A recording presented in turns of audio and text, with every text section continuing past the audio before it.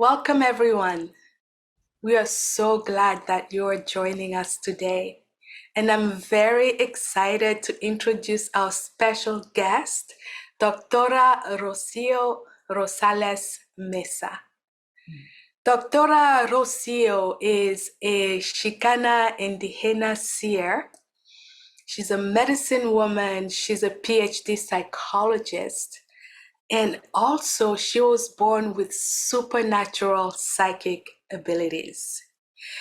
Doctora Rocio has such important work, and it's at the intersection of wellness, decolonizing, and spirituality for humanity and the collective and the personal healing. Doctora Rocio, it's a great pleasure to have you here. Welcome. Thank you, Dr. Marie. It's an honor to be here with you today. Okay, so I was reading your bio and I really am excited and curious about what you bring. And I wanted to ask you to tell us about the old paradigm and the harm that it has done for both the self and the collective. Yes. So the old paradigm, if we were to use words that maybe people that are in the social justice world can identify, is the colonial capitalist patriarchy. And really what that means is ways that we have been forced to see a reality, to engage with each other and the world in perhaps coercive, manipulative ways, where we have forgotten that we are divine beings, that we are children of the earth, and we've forgotten how to exist in right relationship, in reciprocity, in reverence to each other, and where really we have been programmed, indoctrinated to exploit, to extract, to even live in competition with each other, to see even the earth as a planet and not our spiritual mother. And so this old paradigm and the way that we've been indoctrinated has really separated us from the divine, right? The old paradigm also has indoctrinated us, programmed us into seeing that we are sort of like separate from spirit, right? That spirit is something that you acquire or even that you buy, right? And so these are all the ways that because we don't see how interconnected we are, how much of a part of the web of life we are, we have really been encouraged, programmed to see ourselves as separate beings and to see ourselves as what can we get from each other, and if I want something, how can I force you to engage with that reality, instead of the new paradigm, which also includes our ancient sacred ways. How can we live in reverence? How can we live in communal ways? How can we relate to each other in really sacred ways that honor us as whole beings? That's really beautiful. I love the fact that, you talk about healing separation, separation from ourselves, from the collective, from the planet, from the divine, and really re-examining the ways that we relate to all those things. Yes. And, as you were talking, I started thinking about, something that you mention a lot in your, writings and blogs, which is, why is it important to confront our wounding?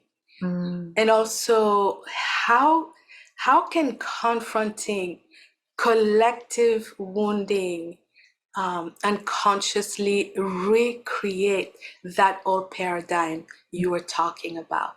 Yes, thank you for this question and just the energy that you bring to this question as well. You know, if we're at such a pivotal time in our humanity, and many indigenous nations have prophesied this time, that this is a time of great change. This is a time where humanity needs to be able to shift in the ways that we relate, in the ways that we show up, in our relationship with Mother Earth, if we are to survive as a human species, right? And it's a possibility, right? It's probable, but it's not right? It's not guaranteed. We each have to do our part to be able to shift this paradigm. And part of that shifting is to be able to confront the wounding. So how have each one of us internalized capitalism? How have each one of us internalized patriarchy, internalized colonization? How have each one of us bought into a reality that does have us engage with each other as separate beings, as, you know, what can I get from you and how can I benefit from you, instead of let me get to know you and how can we relate, right? And what do we have to offer each other, right? When we begin to do the deprogramming work, the decolonizing work, which is really confronting the wounding head on, we need to be able to do it skillfully, right? And what we have seen up to this point is we either have the people that speak only to the love and light, and that is necessary, but we also need to do that work in balance, right? We also need to face our shadows, right? And this is the shamanistic perspective of really confronting the shadows so that we do not project our wounding, so that we do not recreate oppressive cycles, right? And so let me be really honest and really come to this with integrity of how can I unlearn, deprogram, heal myself from the old paradigm? How can I do that in self and also in our society, right? Maybe, for instance, men, right? We know that men benefit most from this society because of the patriarchy. We know that white people benefit more because of the ways that our society is racialized, how we have been racialized, right? And really confronting that. What privileges do I receive? And then how can I make that right? How can I unlearn those things in myself? And then how can I show up in right action to restore balance? And so we have on the one end the love and light that maybe neglects the injustice. And then on the other end, we maybe have social justice, which is so important, but who perhaps neglects spirituality. Or we have the people that really confront the wounding and maybe are lacking the compassion or lacking seeing that we do need to come together, right? And maybe are staying in the anger and the wounding, right? And I think that in the last couple of years and in our collective consciousness, we've done a lot of confronting the wounding, confronting the injustice. And what I've noticed is that many people are staying in that wounding, are staying in the anger. And what I really want to invite people today is to remember that we need to come back to balance. That when we confront the wounding, we need to do so skillfully to not stay in the anger, to not allow our life force to be siphoned by the old paradigm. And so really taking it to a spiritual level, for folks to really understand that there are forces at play beyond the earthly reality, right? that there are also predatory energies and predatory forces that want to keep us separated, that want to keep us divided.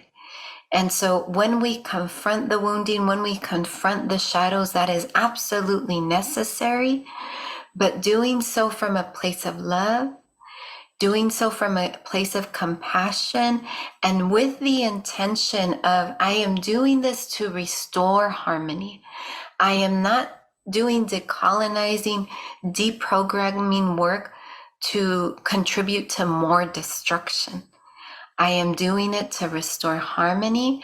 I am doing it to restore balance to the world. Hmm. Wow, that is so profound. And, I want to take a moment to really say what I'm hearing, which is that, you are inviting us to have autonomy, Yes. agency, integrity, authenticity, really looking at what's going on, both the light and the dark. And Yes. also, I love what you said about not prolonging the wounding, because a lot of, some movements or social justice, sometimes I feel an energy of, fighting or trying to make somebody wrong, Mhm. instead of how do we move forward? How do we release the past? How do we heal? Mhm. Wow, such a beautiful message. And I want to continue the conversation by inviting you to, illuminate for us the importance of working with the earthly realm and the spiritual realm in order to birth that new paradigm you're Mhm. talking about. Yes, and I love this that you inviting in the energy of the fighting, right? When we are confronting collective wounding, and that it's so natural, normal to feel that energy of fighting, especially when you are confronting injustice in the world, right? That anger that we feel, rage even sometimes, that is warranted, and that those are energies that help us take right action.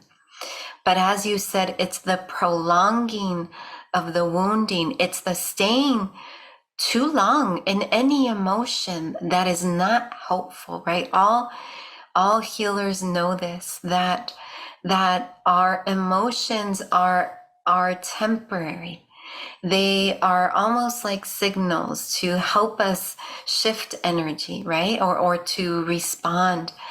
They are not, they're temporary states, right? They are not lasting. And in our wanting to protect, or in our wanting to make things right, when we see collective injustice, if we even think about that, if you even visualize all those people wanting justice, right? And responding to the injustice, right? We can understand why it prolongs it. It amplifies the wound sometimes. And the thing that I think a lot of people forget is we need intentionality, right? So much of the movement says responding, right? And we're triggered and we respond, we react instead of respond, right?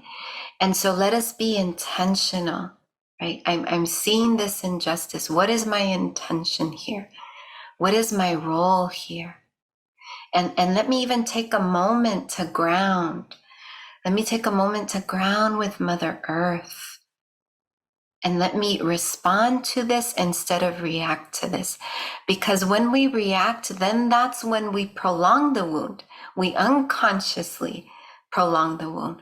We unconsciously collude with the wounding, right? And that is also actually what the elite, predatory elite want. They want to siphon our life force to uphold an oppressive reality, even if it's us fighting, right? But if we are grounded, if we are intentional, that's a different energy that we're showing up with. I am here to restore harmony and balance. And so this requires that earthly and spiritual vision, that on earth, these are things that are happening. This is injustice. This is great, a time of great change. And to be able to see that, to not neglect that. And also, and this is what all people, healers that do work in, use shamanistic wisdom and medicine, we need to be able to walk in between both worlds. And so I'm seeing what is happening on earth. I understand that my work is here, and also having a focus to the spiritual realm, a higher vision. What is possible beyond what I'm seeing here on earth, right? What dreams are being called up in me? What visions am I seeing? Am I even making space for my visions and my dreams? Or am I just fighting? Really having that balanced approach. That's beautiful. Um, I really love the fact that, the more I listen to you, the more it feels like a call to action, Mm-hmm. right? Not just listening, but really a call to action, a call to presence, a call to awareness, a Mm. call to being awake, and a call to really reclaim our intentionality. And you talked about our visions, our dreams, and can you tell us how important it is to discern our energy if we really, really want to be intentional about our visions and our dreams? Yes. I think just by the mere fact of living in this society, we're going to be impacted by as in the Gero Inca lineage, which is where I am initiated and continue an apprenticeship with as a medicine woman. They use the word hucha, which is a word in Quechua, which is dense or heavy energy. And so just by the mere fact of living in this society, we are going to receive hucha. We're going to receive dense energy. And it is so important as a daily practice to really, wake up and even connect with the energy of the sun, the energy of Mother Earth, and give offerings, even if it is just prayers from our heart, even if it is a flower or just our mere presence and full attention. That is so important, and really tuning into what am I feeling in this moment? What is happening for me? How am I being impacted by the world in this moment? And knowing that I am impacted and knowing that it's a reciprocal relationship, how do I want to show up? Yes, I am impacted, but how do I want to impact? And so really, that is the discernment of our energy. We can either be taken with the waves of hucha, or we can show up in intentionality and flow with life and see beyond, yes, what is happening on this earth, because our work is here, but also seeing beyond that and knowing that our energy, right, everything is energy, and our energy and the way that we show up is how we can have the greatest impact. If I show up grounded, if I show up clear in my purpose with a clear mind, with a pure heart, then I can have a greater impact in the world. Not neglecting, right? Not bypassing, not spiritually bypassing, but really being discerning with my energy. And so that's really continually coming back to self, continually calling back your energy, right? When you're feeling perhaps some discomfort, when you're feeling frustrated, right? As humans will feel from time to time, feeling irritable, right? Coming back to self, right? And calling back my energy, calling back my spirit, because I know that I am light. I know that I'm a child of this earth. I know that I am a child of the cosmos. And so let me come back to that part of me that is pure in heart, and to be able to engage with the world with that energy. Mm, so good and so simple. Yes. Calling back your energy, connecting to nature wherever you are, even if it's only the sun, Mhm. making an offering, even a flower or prayer. Mm. Really, really crucial. And Mhm. when we started our talk today, you talked about the predatory energies that are wanting to keep us in the old paradigm. How can we use our energy to protect ourselves from those predatory Mm. energies? Yes, this is an important question. And I think it starts with an acknowledgement of that.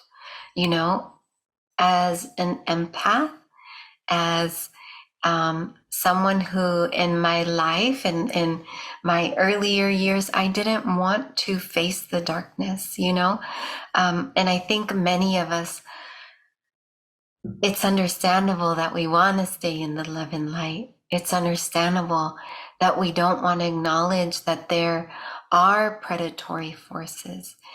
And that's also what I've learned from the Quero Inca lineage. That's also part of the balance of the world, right?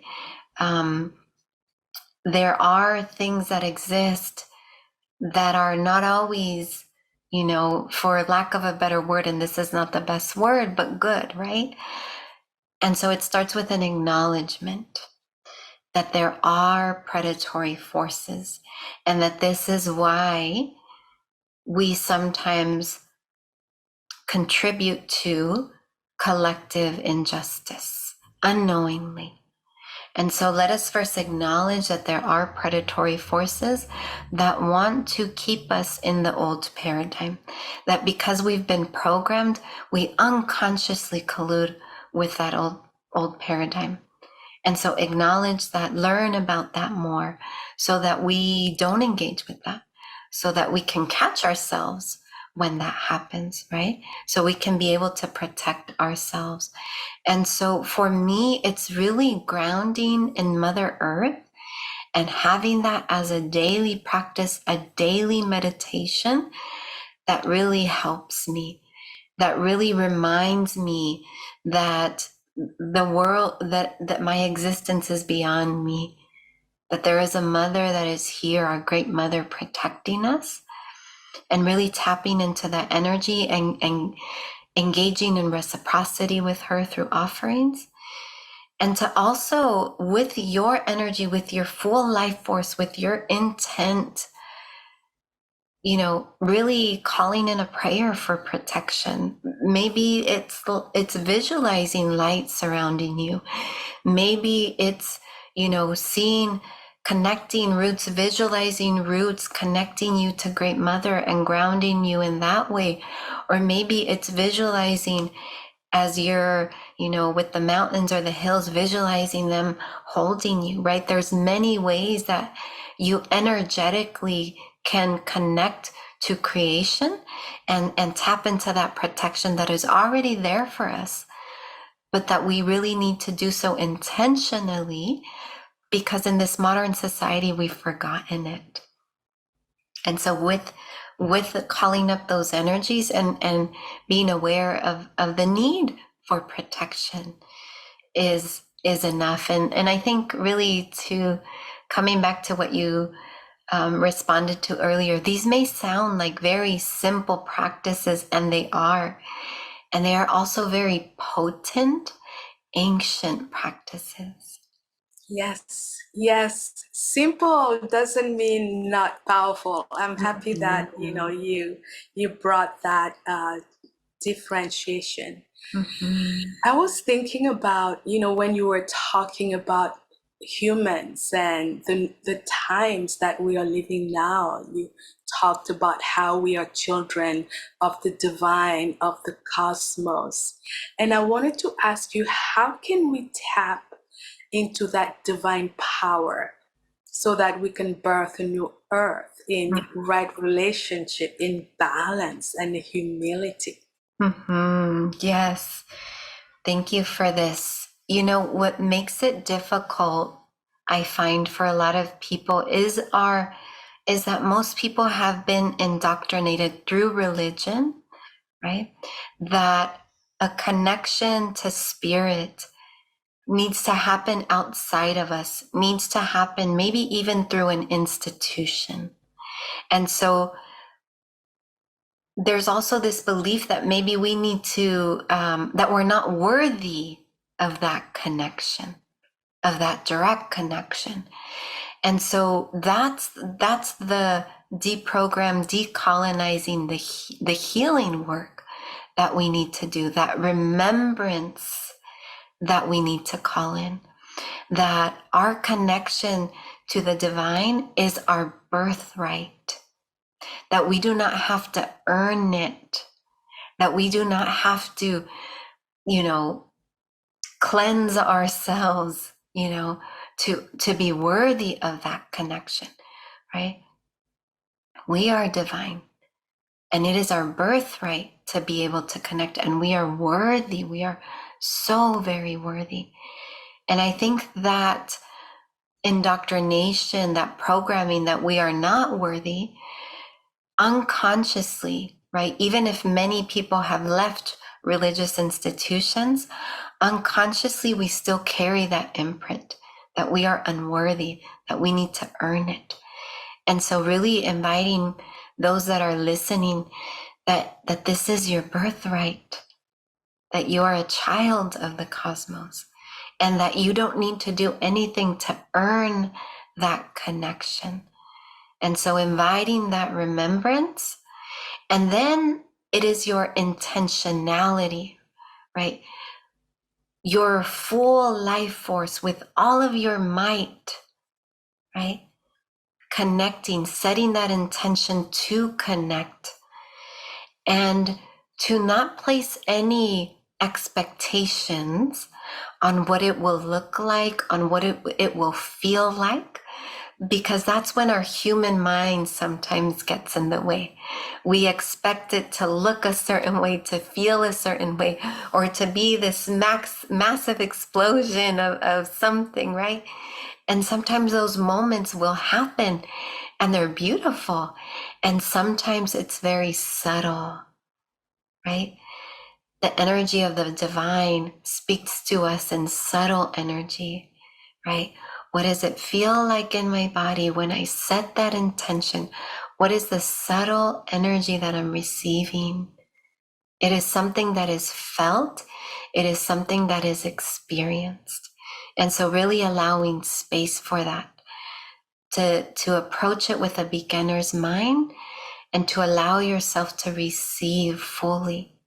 Receiving is so crucial. It's something that, I myself had to work on. I didn't know how to receive. I knew how to give, Yeah. as a healer, I gave to everyone and always forgot myself. And I love the fact that, you are really giving us specific practices and clues, including really your feelings, how your body feels, intentions, and the reminder that we are worthy and we don't have to earn it. I was raised Catholic, and there were a lot of even in songs where we kind of said, I'm a worm, I'm nothing, and who am I? And Yes. and yes, we do have those imprints, and it can really make it challenging to connect to Yes. the divine. Yeah. Yes, Dr. Marie. I was raised Mexican Catholic, so I understand exactly what you're talking about. And I think that for me in my Mexican Catholic experience, we were encouraged this energy of humility, And I think that that's so important to embody humility, especially as leaders, as healers, knowing that we are in service. But the energy of humility, I believe, was also tainted by the patriarchy and by colonization to encourage us to shrink ourselves so that we can be more easily manipulated. And that was for a patriarchal agenda. And so it does require so much unlearning to acknowledge, yes, I can be humble and I can show up humbling, but that doesn't mean that I need to shrink myself. That doesn't mean that I'm not worthy.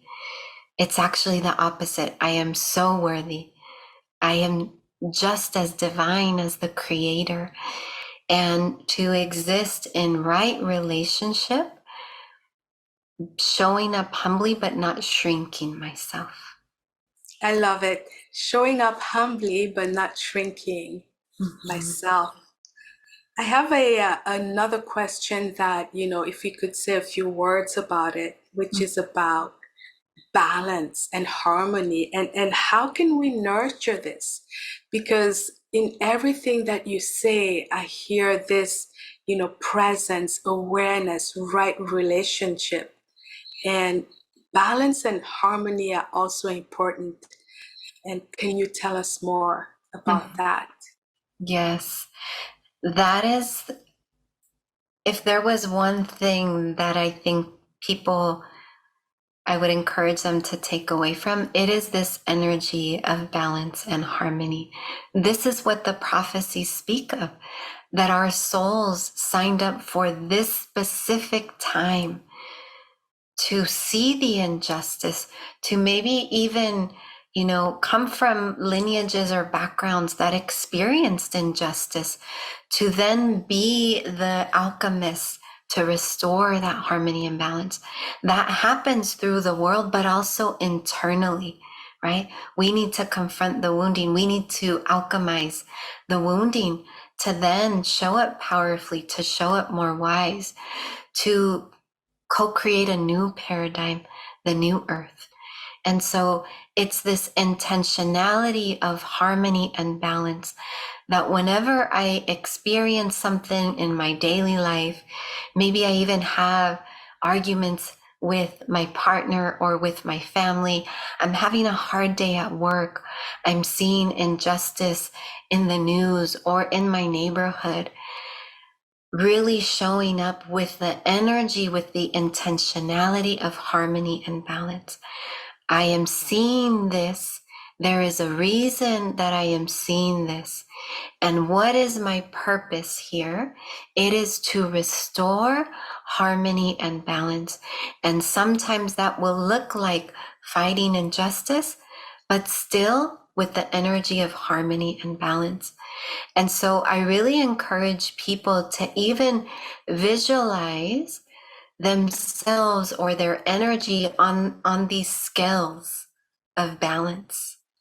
And so sometimes I maybe hear more in the anger because rightfully so, I'm experiencing injustice or have witnessed injustice, or I'm angry because something happened in my family or there was an argument, and I am more this way, and noticing that I am unbalanced, right? Noticing when I am unbalanced and bringing myself back to harmony. And when we notice that we are in balance, not to place a judgment on it, right? Not to see it from a moral place of it's better to be more balanced, but just energetically showing up balanced. I am unbalanced in this moment because as a human, of course, that will happen sometimes through my emotions. That is the human experience. It is not to judge. We are meant to experience those things as well. But then from a spiritual perspective, coming back into balance, coming back into harmony. Because when I am more balanced, when I experience harmony within, praying even, I do that myself. I'm praying for a clear mind. I'm praying for a pure heart. I'm praying to show up in this moment. Even when I'm angry, I pray to help me come back into balance. Creator, help me to come back into harmony so that then my vessel can then, give energy of harmony out into the world. And if more of us can show up in that way, that we can make space for all those emotions, that we can face the injustice, but not be taken with it, instead alchemize it and pray for harmony to then show up in harmony, that's when the shift begins to happen.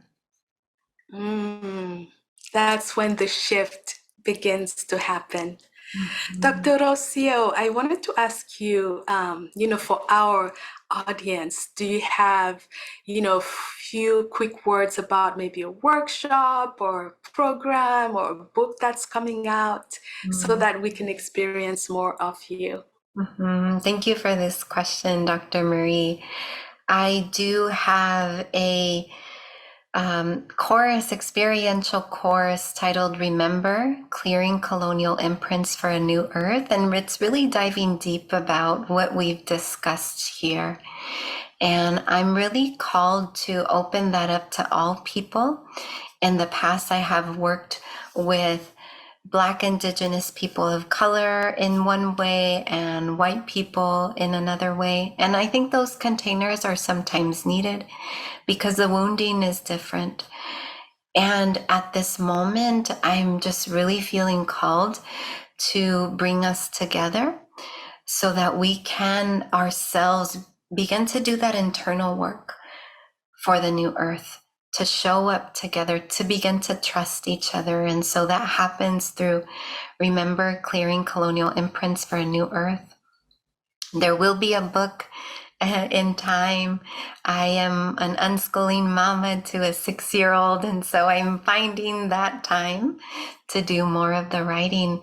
And really, if people are feeling called to the work and want to learn more, I invite them to begin by joining my newsletter, and I offer a free ebook to them when they sign up.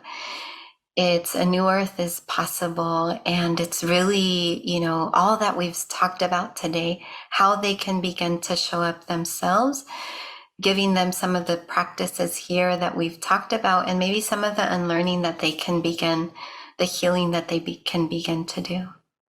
Thank you so much. That sounds amazing. And given everything you've talked about today, that was so important. And, as I listened to you, I even started to feel such a deep sense of peace. What is one step, one quick practice that you can share with our listeners so that they can start to shift their lives and change their lives? Thank you. One of the meditations that I share with most of the people I work with is to begin to first drop from their mind into their heart. And in our modern society, we exist a lot in our head, and we're encouraged to be in our mind. And so beginning to even placing their hands over their heart and just seeing, visualizing their energy slowly come down from their mind into their heart, beginning to take a few deep breaths as they do that.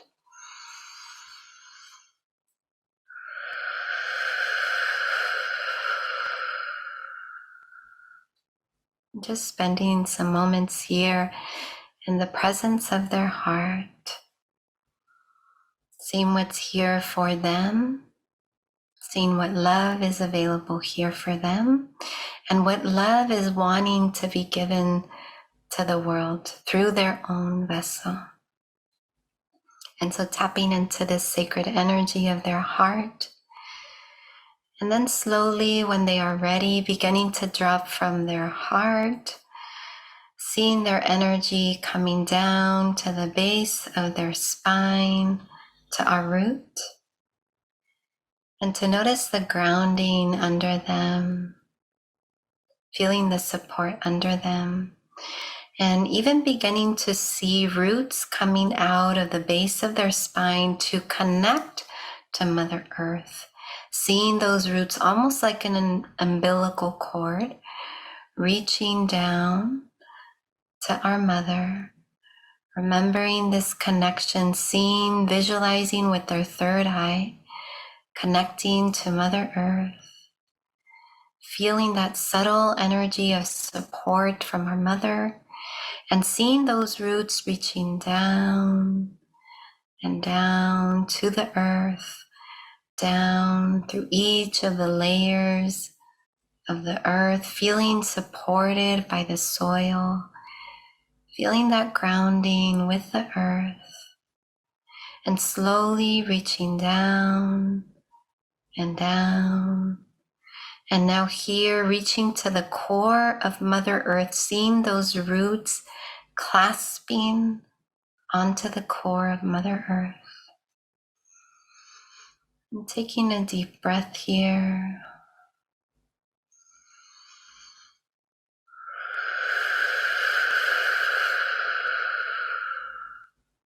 And feeling that powerful grounding, feeling that rooting in our Mother. And at any moment that they are feeling perhaps anxious or frustrated, coming back to this practice at any time to tap into this energy with our Mother Earth. And so here, just offering a prayer, thanking our Mother, Great Mother, we ask that you help us remember your connection. We ask that you help us, guide us to right relationship. We ask you to help us awaken this remembrance of being your children and relating to each other as brothers, as sisters, as siblings. So here, remembering and asking Mother Earth to help us remember what it is like to embody her unconditional love, and allowing that unconditional love to wash over ourselves first, receiving that first, to then be able to give that out in our daily lives. So here, taking a few deep breaths, coming back to the energy of your heart, and slowly coming back to earth, knowing that we are needed here. Wow, that feels so good. Thank you so much for your time and participation and wisdom and energy. What a great session with Dr. Rocio Rosales Mesa. And I want to thank all our listeners for being here with us. Thank you.